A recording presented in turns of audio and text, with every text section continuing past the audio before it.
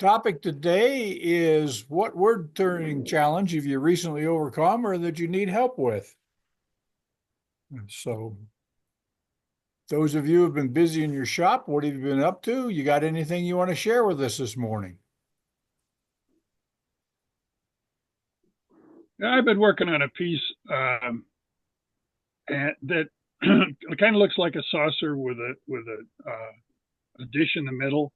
It comes to both ends, but it's maple and it's really plain. And I've been trying to figure out what kind of embellishing I could do on the wings. And I've been going back and forth and back and forth and back and forth. And it's the problem I'm having is color. If I want to use gold leaf for the center, but that means I have to use some kind of both contrasting and mating, if you will, colors. And I've been trying to use gilder's paste and just, but so far it's not working. So I don't know what to do. I don't want to do the piece like it is. It's too plain. The other challenge I've got is that because it's maple, it's hard maple. So it's really difficult to embellish it or to basically use, cutting tool, embellishing cutting tools. They don't go in deep enough.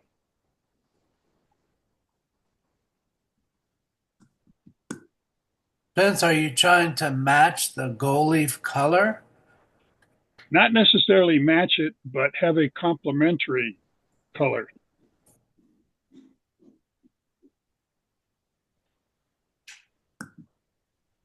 It's interesting. What's complementary to gold? What is complementary to gold? Money. Just about anything, right? Green. Problem. I think I found the color to go into the embellishing grooves, which is a dull bright yellow with a kind of a burnt orange, which brought it back very close to what a gold would look like, enough so that it would match. But now I'm having a problem trying to figure out what kind of gilding to put over it. I'm not much of an artist when it comes to that kind of stuff. Well, I'm from New Orleans and I'm a Saint fan, and black and gold is the way to go, man. You got gold, you got to have some black. This is Arizona, so turquoise and gold go well too. So, but Spence, since you brought up hard maple, can you tell me a little more about the differences between hard and soft maple as far as turning, embellishing, any other characteristics that help with those two woods? Yeah, in this case, I just picked a piece up out of my wood shop, and I really didn't know what it was. Most of the maple that I have is a medium dense maple. Visually, they look exactly the same, but one is much harder than the other. So consequently, if you want to try to dig into it, it's a real challenge. With regular maple, you can dig into it quite easily, quite comfortably, and so being able to do that, you can have a lot of options as to how you do it. But this hard maple, well, for example, I have a little device called an elf, which I use a lot on the bottom of my bowls. They won't even touch this. I can push as hard as I want, and if you look carefully, you can see a little dent, but that's it. Even with the large Sorby texturing tool, that big one that's got a hole in it, about a wheel about this big. Even if I push on that, I can get it to mark it, but you have to push so hard that I can't do any maneuvering with the tool, if you will. So I'm kind of stuck, and I may end up just, I don't know, throwing some stuff on. Dave, you had a good point. I can use this dark yellow that I've mixed up to put in the grooves. And the ideal topping for that is black, but they don't make gilding in black, and there isn't any other way to put something over a surface so that it's textured. Reverse that, Spence, and put the black in the bottom in the holes and put the gilding paste on top on the raised areas that you didn't affect. So, burn a whole bunch of little dots or cut grooves, whatever, and make those black, and then put the gilding paste on the high spots. That would work. That would work. I just did some. I got a piece of willow from Rick for a walking stick, and it's just full of bugs, worms, and so the whole thing has all these bug paths. You know what I'm talking about, and they're solid. I mean, it's just everywhere, all the way around the stick, and I took gilding. I painted the whole thing, or I used a dye and did the whole thing in black, and then I used gold gilding paste on top of that. It gives an interesting effect. Yeah, it would. Hey, Spence, I got this stuff here. It's called Killed Dark Wax. Yeah. And it's like an antiquing wax, and it's really quite dark, like almost black. So maybe you can incorporate. I got this at Walmart, and you can fill in grooves and embellishments and stuff like that with this dark wax, and then it hardens. Yeah. And it's an antiquing wax. So I don't know. Maybe there's an idea for you. Yeah, I'd like to see it. I can bring it to you. For those of you who haven't done this before, the technique is you take a piece of wood and you mark it up as much as you want. Then you airbrush a color that you want to stay in the grooves. And in this case, it would be I'd airbrush black, and then I'd sand it off. So the only black that's left is that's in the indentations. And then over that, you use some kind of, in this case, a gilding, a color that would use the word blend, but that may not be the right word. Blend in the top so that it goes with the whatever you put in the bowl, or in my case, gold leaf. Anyway, to go back to this maple, it's pretty interesting. Hard maple turns just about like, I'll use the word, but it's not the right word, maple, medium maple. And, in this particular case, every once in a while, you run into a piece of wood that you expect to turn very easily, and it dulls your tools. So, something may have happened to this particular maple to make it super, super hard, but I did not notice it while I was turning the object. I've found in regular woodworking using maple, I've used it a lot. Curly maple and figured maple and fisheye maple. I haven't found any kind of figure on soft maple yet. So, Kathy, that might be something you might want to make note of. Soft maple is a lot easier to turn than hard maple, but I've not seen any soft maple with much figure, and it obviously has grain, but I don't think you get. Correct me, you old timers that know better than me. Correct me if I'm wrong, but I've not seen any soft maple with anything like what hard maple. When you can get the figure with hard maple, it's just a difference that I've noted. Spence, I remember seeing on YouTube, and it's got to be factual if you see it there. What about shoe polish? Would that be something you could use for the dark contrast, and would that stick on the wood? Yeah, but the problem with that is it would work okay if, well, it's a wax, and anytime you put a wax on anything, you can't put anything over.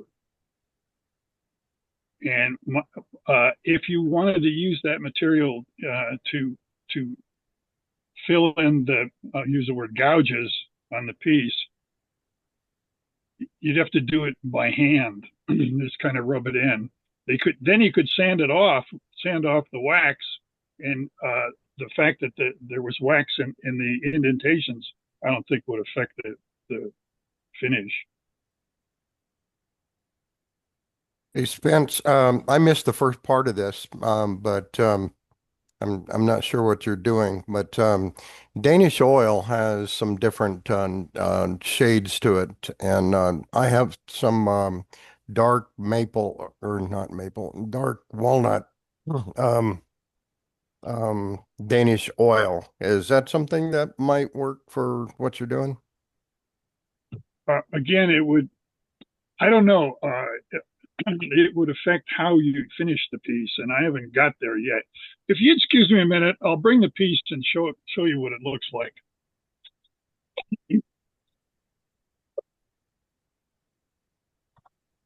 Welcome, Mark. Thank you. I appreciate that. You back home now, Mark?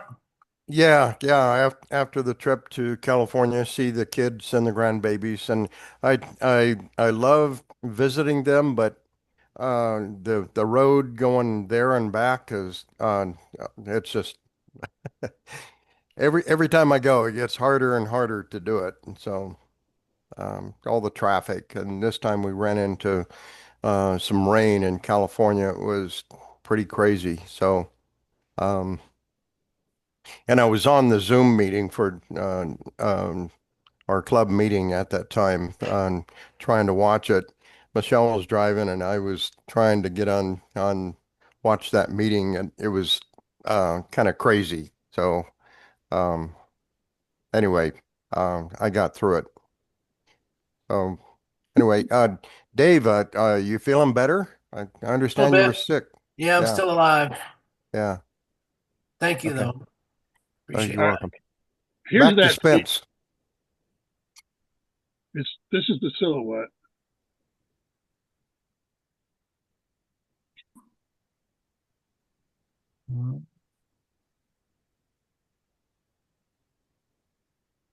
So Spence, if I understood you right, you're gonna put gold leaf in the bowl part of that, and you're Yeah, trying to figure out how to embellish the rim then, is that correct? this is what I'm having trouble with. This, and I want to match the bottom, obviously, but right now I'm trying to work on the top. And I've got a piece of also very hard maple that I'm experimenting on. I haven't touched this. So You- anyway, Burning, Spence, say again. you do any wood burning? Because if that's not, if your tools aren't marring the surface, you could possibly wood burn to embellish that rim. I never thought about that, frankly. It's a good idea. That's what I was talking about, Spence, by putting making your recessed areas instead of grooves, make them little dots. Kathy, what's the name for that? The embellishing name, Stippling is the name you're thinking of. where you just have all of that whole rim. He would burn round little dots, burn recesses in the maple, and then paint the whole or dye the whole thing black, and then lightly sand the tops, which he would use his gold gilding paste on. I I'm have trying a bunch of different gold colored gilding, which would work over that. right. And Idea. I I'm know trying.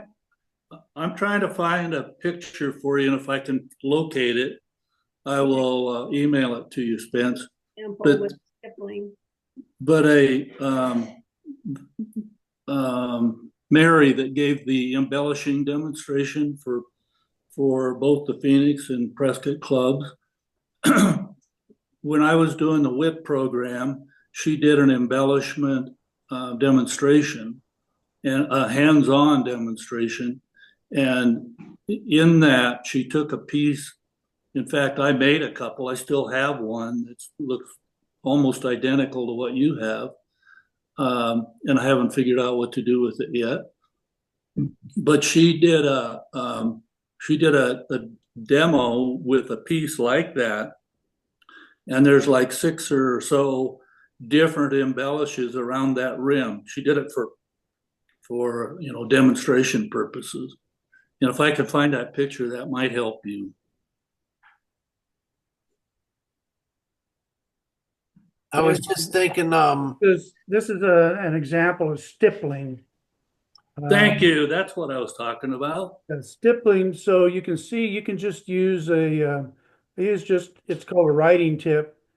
Yeah. On the end to stipple. You just have to make it random. And you can also use coils, you can use other different shapes. But what you might be able to do in your case is do some stippling. And I've not tried it, but if you sand over it, you may take off the high points and give some contrast. Then you could use your gilding wax on top of that, and you still end up with the burned stippling base. So that's one option. If you've got a scrap to try that on, it might be worth a try to try that. I do. And wood burning, really appreciate that, Ken, because that hadn't come into my mind at all. not too long ago, there was a demonstration at that, Chuck, now that you're on, at that wood turning club out east, where the guy did the blue bowl. I think, I don't remember what it's called, but I think that'd be real pretty on that bowl you have. You mean like Chuck, Gary's you want to jump interference? in and say what that was? You mean like you're Gary muted. Frank's interference that he does? Chuck, you're muted. He called it Morocco blue. Morocco blue.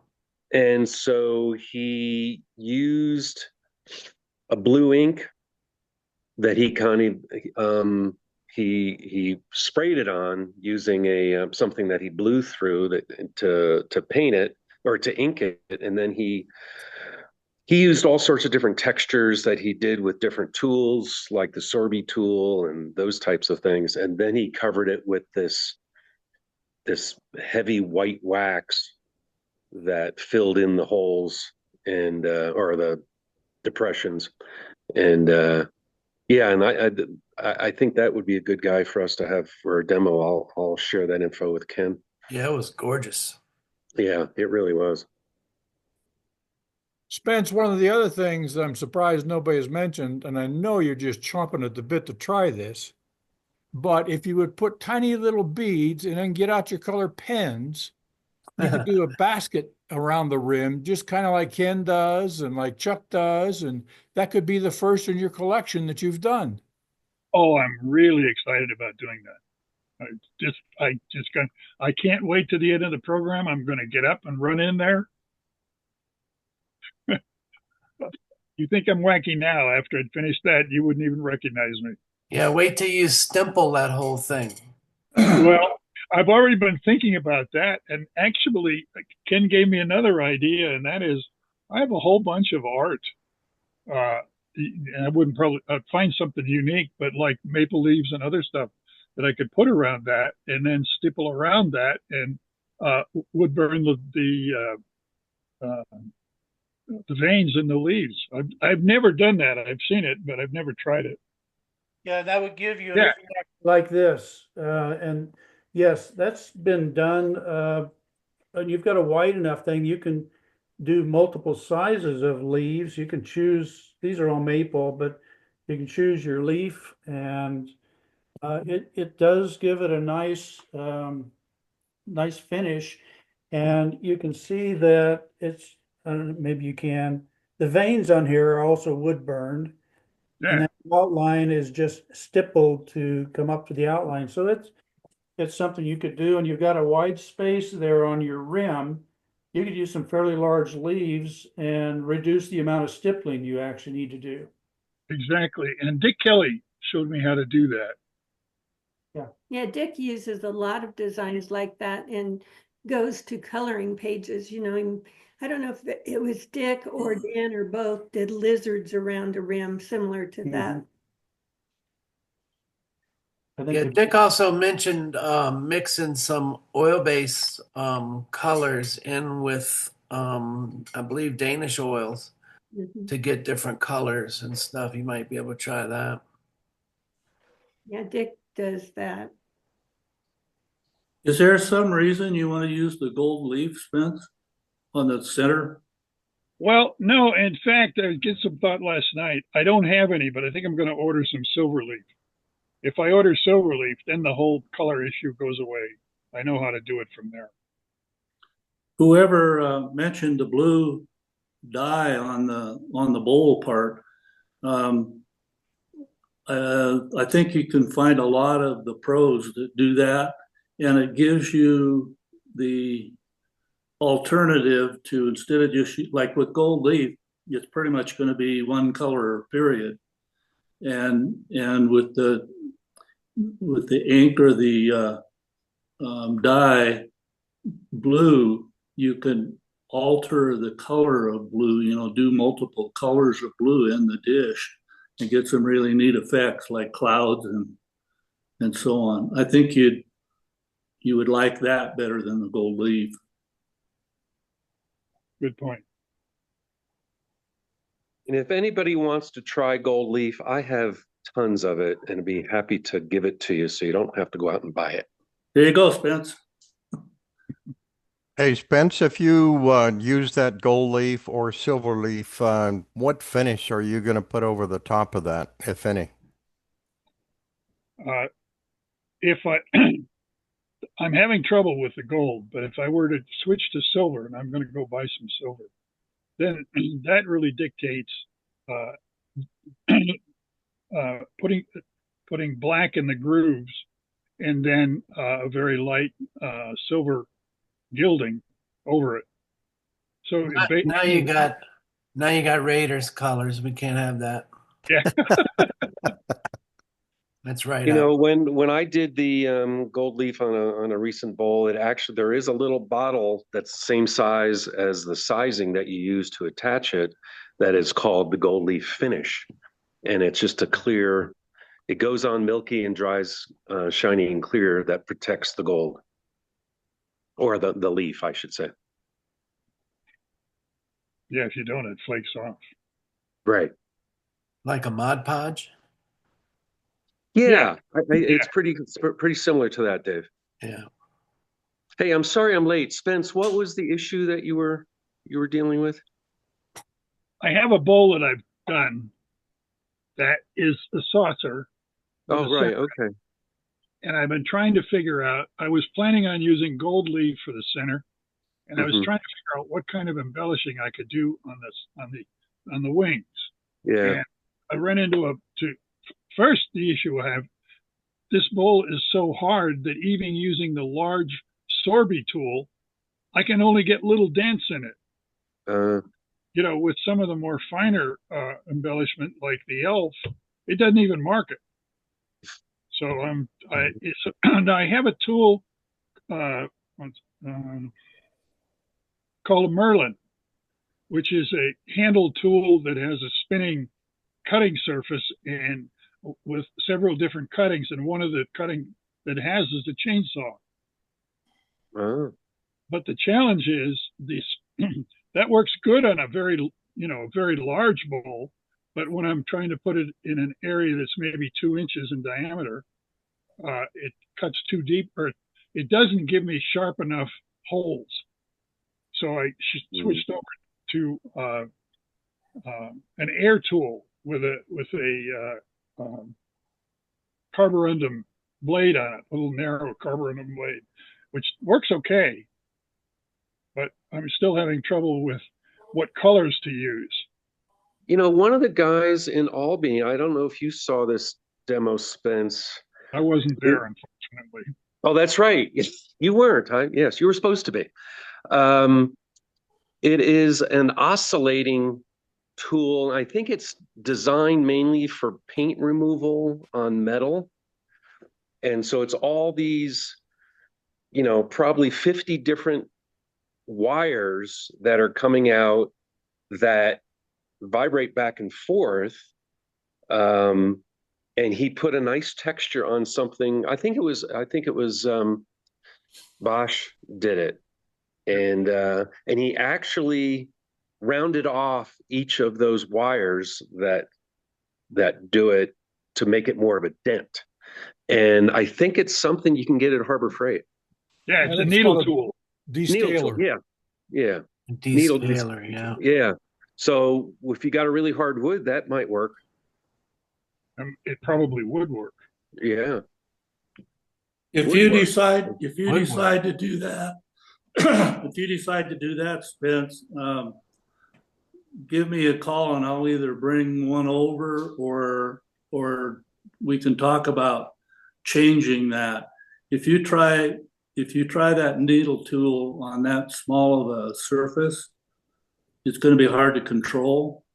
But I use some tubing, some PVC pipe, and you can get it down to where you've just got a half a dozen or 3 or 4 needles, and you can control it.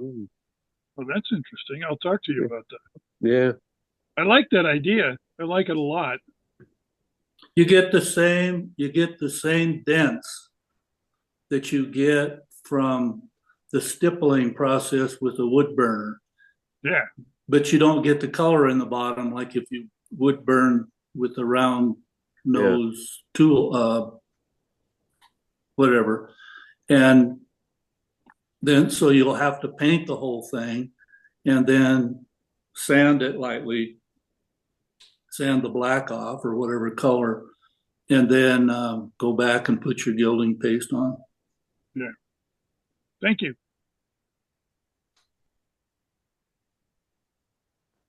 Okay, enough about Spence. Let's talk about me. Okay. I got this chunk of mesquite. It has kicked my ass.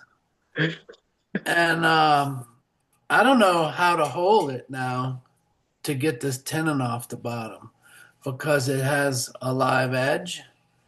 What do you guys suggest the best way? I mean, I'm thinking some kind of a jam chuck, I guess, but Yep. Do you have a It's, vacuum chuck? I don't have a vacuum chuck. I have a friend named Chuck that has a vacuum chuck. Right. Dave, what I do on those Got lots of holes in it though. Yeah, when you got holes, it's the vacuum chuck's not going to work. But yeah, use a jam chuck and then a cone live center, and you end up with just a little tiny piece that you have to take off by hand. I have one of those big cones. Yeah, but you just want the point. You just want just the point right here. You want a cone live center. Yeah, cone live center. And then you just leave like a quarter of an inch that you then take off by hand.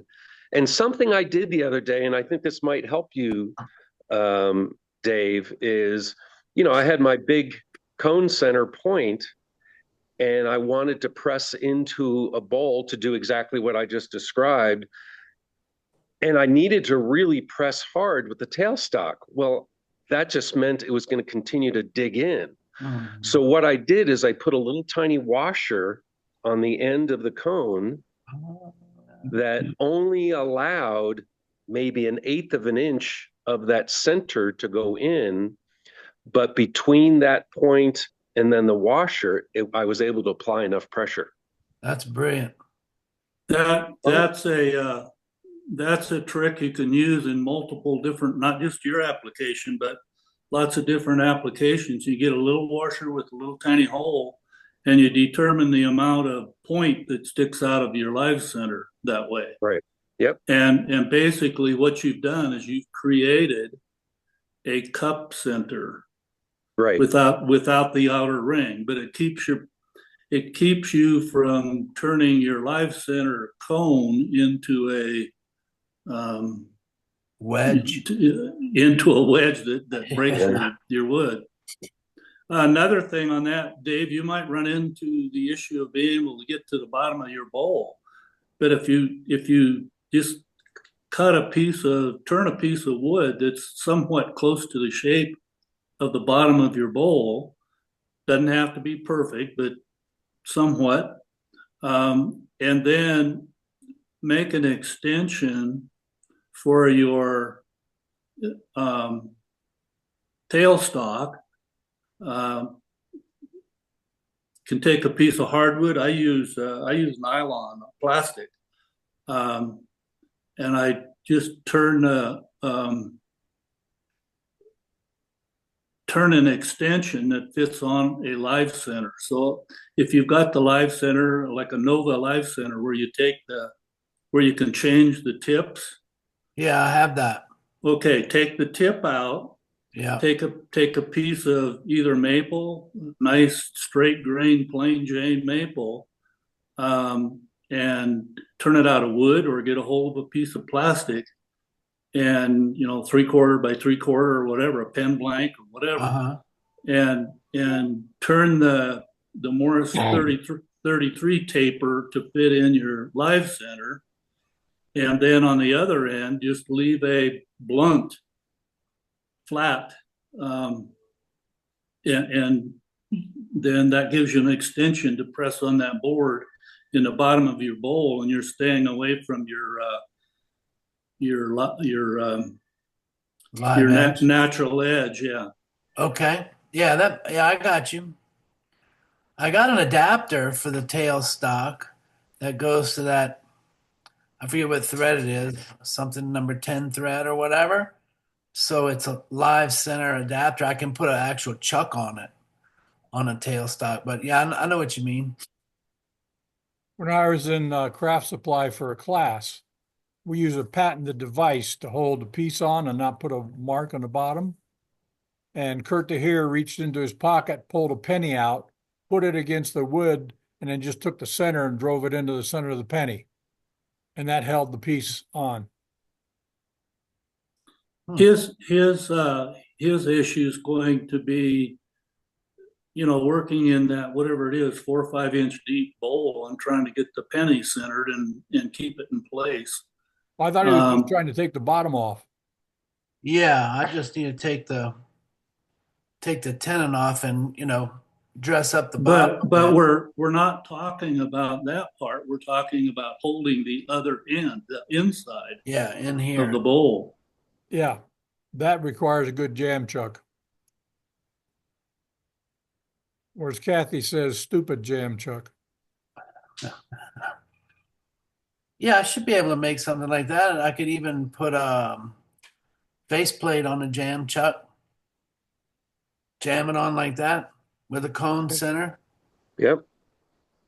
Dave, when we were in class in craft supplies, Kirk had a set of various sizes of jam chucks that fit on a chuck, either with a recess or with a mortise or with a tenon. And I just made a set of a few of those. You cover them with some thin, it's a rounded dome that will fit on the end of the chuck, and the chuck will hold it in place. And you put some thin foam over it so it doesn't mar your device or your item. And then it's a reusable jam chuck then for other projects in the future. Right on. Works really well. It's one of the less stupid jam chucks. Less stupid ones. Right on. I think I should charge a nickel for every time the word chuck is used. Hey, Dave, another possible option for you. Coal jaws typically would not work on that because of the uneven edge. I have, well, it's the Vicmark version, and they call them adjusted jaws, but I have some extension for those. What do you call them? The grabs The there. little rubber pieces, yeah. Yeah, little rubber pieces. But there's extension pieces that I put on, and it some of them go out about that far that would grab the edge of your bowl there. But solving the problem with the uneven edge there, Yeah. I think it may be difficult, and you could put a piece of wood, maybe uh, a piece of soft maple, some kind of soft wood, um, under the part of it that's not touching Yeah. the adjuster jaw or cold jaws. Um, but you would hold it on because you're going to have the tailstock holding the end of it. So it's another possible option if you want to try that. I have those adjuster jaws and all the extensions. If you want to borrow that and give it a shot, Let me give a let me jam know. chuck a try, and if that doesn't hold it tight enough, yeah, there you go. Yeah, Yeah. this is what I was talking about, Dave. It's just a slightly rounded piece. Same thing Yeah. Smith is showing on the back side. I've got a mortise. It can actually use as a tenon or a mortise, made the groove big enough. And what I did was I made multiple sizes. Right on. And even got a big one here too. Wow. And in fact, for this big one, I've got two different tenon sizes, 50 millimeter or 130 millimeter, depending on what I'm using at the time. Right on. This would work inside, but your problem, as Dave pointed out, is how Depth. is your bowl. You're going to have your chuck and your jam chuck in here, but if your bowl is still deeper, you still have a problem with not running into your live edge. Yeah, Ken, that's a that's good not call, really, Dave. It's about 4 inches deep that's not really a to the high problem, spot. Dave, when you make the thing that Ken just showed you, make one just like what he just showed you, except he's made that out of MDF, right? Well, these are actually some scrap plywood, but yeah, if I know where you're going, Dave, yeah, Just take MDF and stack it, glue pieces together. So you've got a piece of MDF. Hold one of those up, Ken. yeah. So Instead of having one, whatever that is, inch and a half thick, just make one that's about 4 inches thick. Yeah. Yeah. Yeah, I can do that. I can do that. All good ideas, fellas. Thanks. And lady. And you can get that I foam have another thought. at the art supplies places. What's that, Dave? Say again. Can You can get that foam in 8.5 Art by supply 11 puts it. Art sheets. supply. Okay. All right. Good. Thanks, guys. Can you hear me? Yeah. I've gotten the foam actually. You can hear me. In art supply, it's available in a number of different places. Make sure you don't use black. No. Use white foam. Yeah, it's best if you can use white so you don't transfer the color. Okay. Well, I know what I'll be doing here in the next day or so. Can you hear me, Dave? Yeah, I can hear you. I can hear you, Chuck. Walmart's got them also. I don't know too much about turning. I've only been taking it for a few months. But some of the YouTube University stuff I've seen, they use a lot of hot glue. So my thought is, seeing as how you have a 4-inch depth, take a PVC collar of the appropriate diameter and hot glue it in the bottom of your bowl. You could turn anything you want to. You can mount it on your chuck.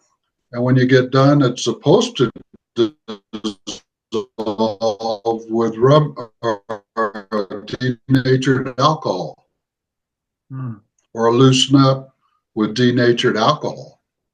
That would probably be a quick and dirty for that piece of mesquite. Just hot glue a Just a PVC thought. sitting in there, huh? Yeah, you can loosen it with a denatured alcohol or put a heat gun on it, and that softens the glue back up. Okay. Well, I got a lot of ideas. Yeah, but you may have to Try it on a scrap. After using the hot glue, my experience with hot glue, even with the denatured alcohol, you're going to change your inner surface that you've sanded, and sometimes the heat does. I found I have to go back and do some hand sanding if I use any of those. So just be Okay. ready for that too. Okay.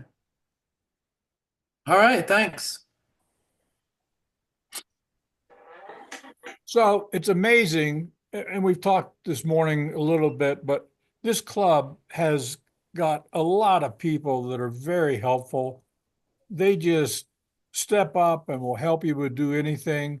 I know I have, and several of you also have some people that do rough turning of bowl blanks for you. And it's just absolutely wonderful. It makes your heart feel very, very good. Yeah. Now that's That's the very AI good. version. Now, here's what really happened, what we fed into the AI generator to get that wonderful message to come out.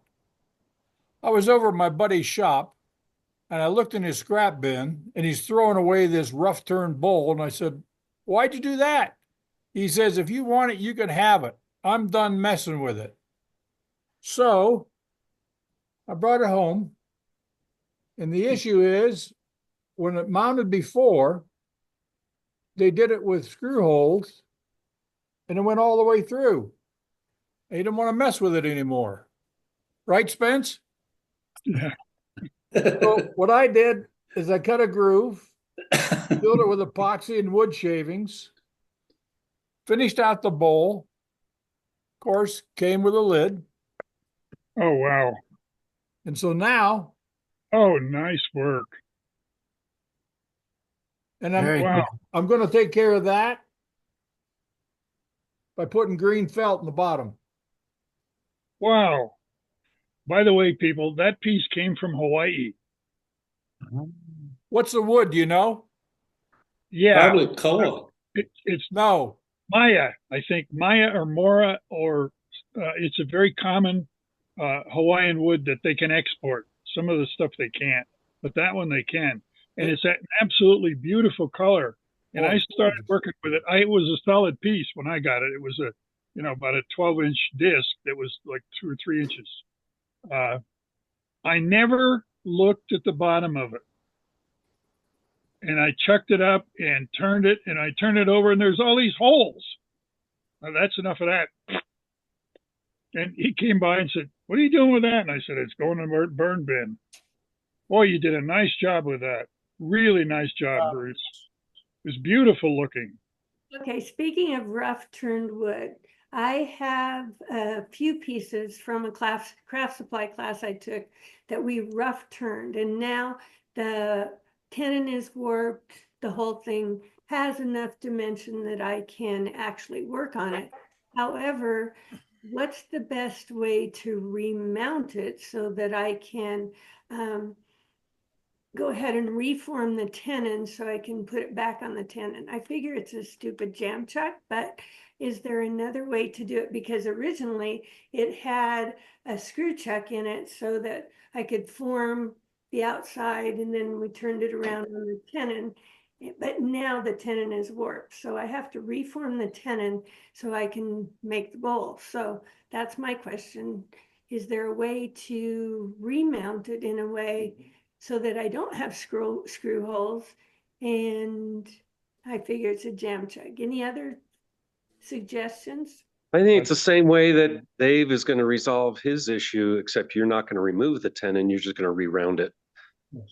Just put a jam chuck into the bottom of the bowl, put your tailstock cone to the center, turn it, and you'd be all set. And then go on from That's one way of doing it. Another way of doing it, which is a lot simpler, is put a chuck on your lathe, take the bare bolt, ram it into the chuck without any attachment at all, take your tailstock up and to hold it in place, turn it on, recut your tenon, and then just turn it back over and put it on the chuck. No jam chucks, no nothing. It works fine. Okay, yeah, that would work too, because I'm going to be returning it out part of the center anyway. So Exactly. if there's a mark in there, like Dave would have to worry about. When If it's close when enough to I being learned round, that, you can grab it with cold jaws too. Oh yeah, I could do that. Except the it's problem with doing that is it's typically, you mean like jumbo jaws? Yeah. The outside is warped to a point where you can't. I don't think you could get a really good grip all the way around with it. Yeah, I learned that, by the way, in coring. If you core a whole bunch of bowls, it's a real pain to figure out a way to put a jam chuck in, put the roughed out piece in to put a tenon on. So we don't do that. All we do is just even when it's a solid piece, just jam it up against a raw chuck, hold it in place, and cut a tenon. okay. Yeah, the piece she's talking about, I have a couple of these too. They were all turned green. So even the rim is oval and it's not a flat surface. So putting it on cold jaws is not a real good option. You're not going to be able to hold it well. So I like Spence's suggestion, just jam it up against the chuck itself. If you have enough distance away from the headstock, and turn the tenon back to round because now it's oval. And then you turn around and you've got your turning and you're holding it well. Actually, the combination will work well because of the depth of the bowl. If I use the chuck, that gives me some distance. And then if I add the other chucks that Ken made to it, that's going to give me the extra distance I'll need to do it. So distance is an issue. Okay, great ideas. Thanks. What else anybody have this morning? Well, I have something. I'll show you what I'm working on my next resin pour. This is yeah, and this is a piece of olive wood. Surprise, surprise. So it has some big cracks in it, there and right there, and there's another place down here. There's some cracks in there.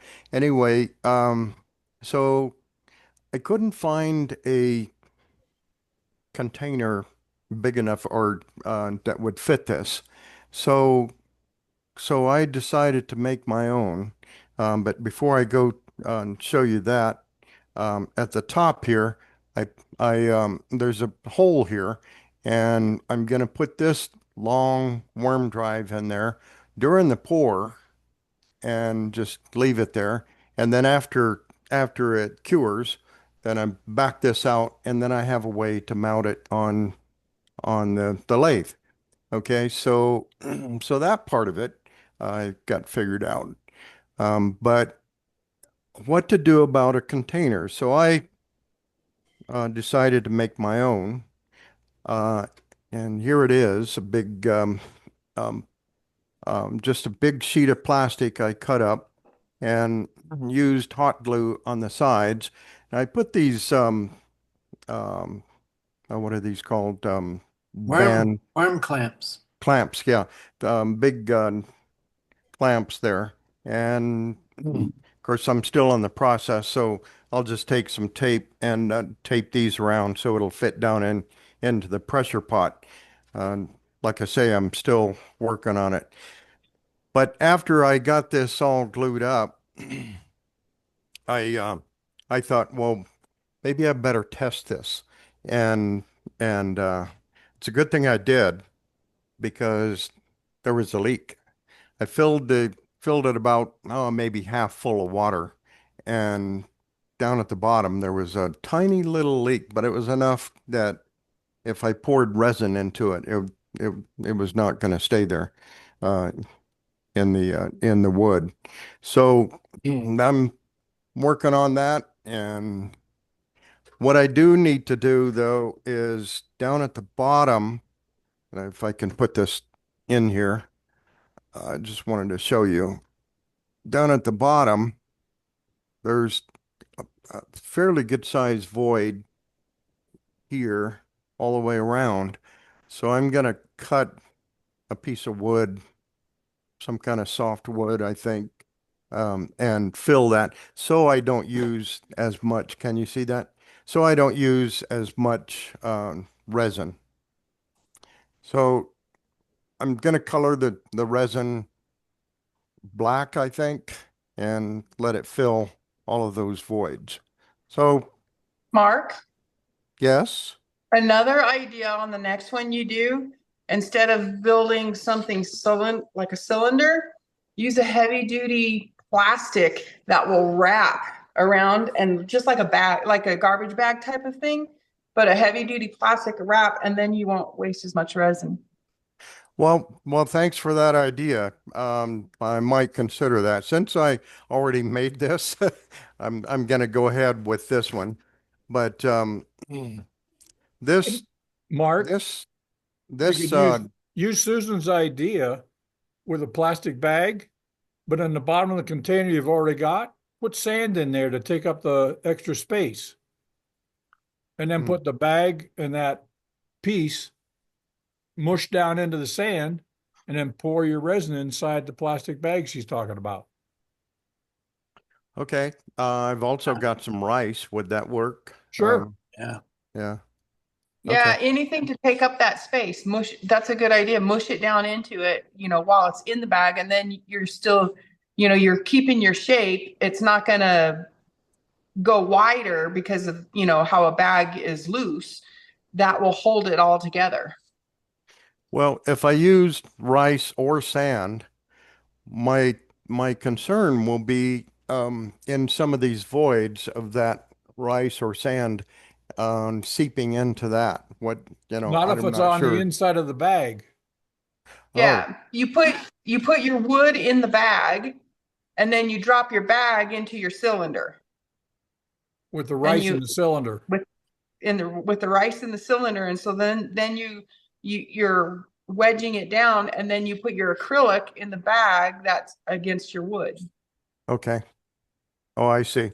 Wrap the wood around this wood and then drop the whole thing in to the rice or sand and then um pour it into the bag. Okay. Yeah. It's an idea. Heavy duty bag. What not What sure. a Well, if you're 1 gallon if you're freezer doing bag. it in the cylinder, you wouldn't need a really heavy duty one. Just like a 13-gallon, trash bag would work. Okay. I'll have to look for that. I don't know where to find that, but So Mark, Try a 1 gallon Ziploc freezer bag. okay. Well, that's a good idea. I can try that if it'll fit around that. Yeah. so Mark, hold it up again.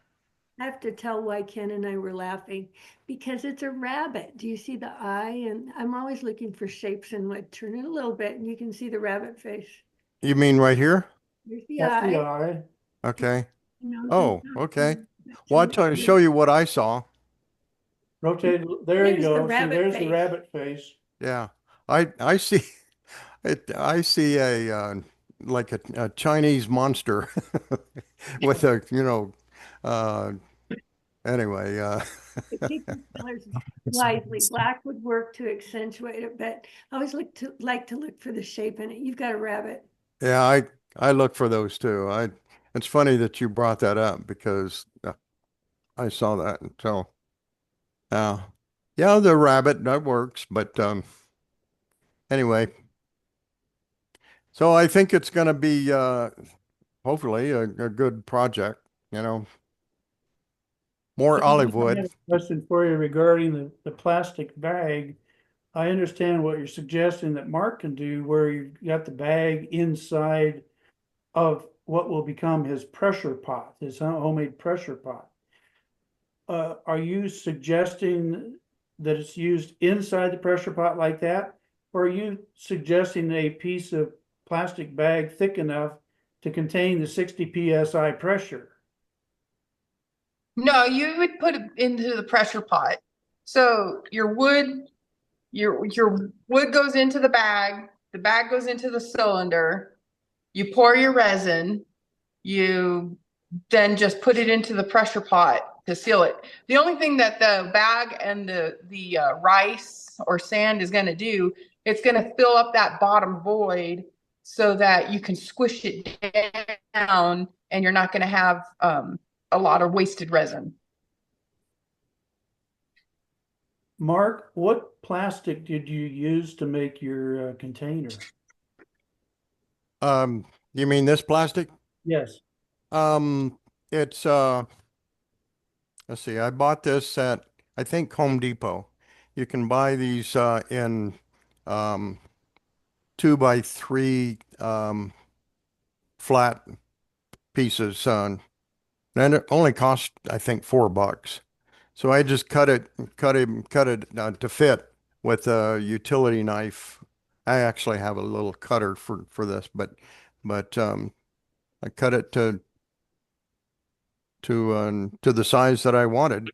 And putting it together, this stuff is very difficult to hold down. That's why I use the clamps to hold it together while I put the hot glue on there. It looks like you have, it's a long piece and you've overlapped the ends. How did you glue those ends together so it stays leak tight? Well, first, to hold it together, I put the clamps on the plastic because I couldn't hold it and put the hot glue at the same time. So these were holding it on, or holding it together in the round shape. And then I spot glued a couple of places at the bottom and the center and the top. And then after that hardened, then I moved the clamps further up and down and to cover what was under the clamps.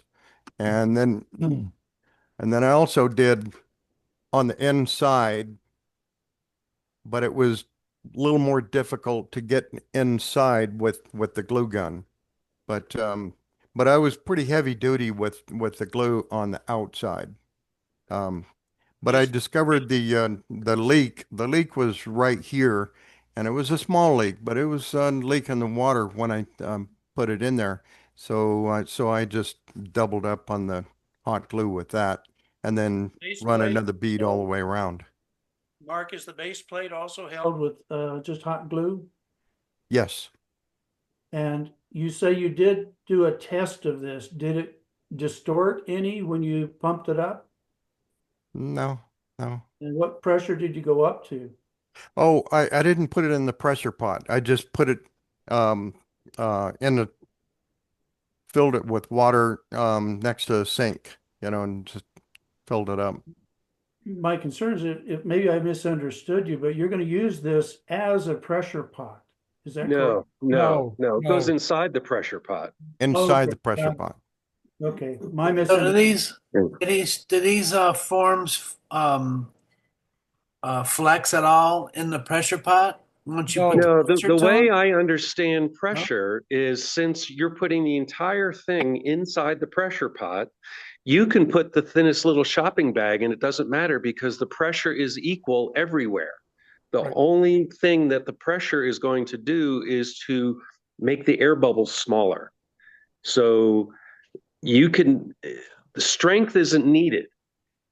It's just because the pressure is the same everywhere.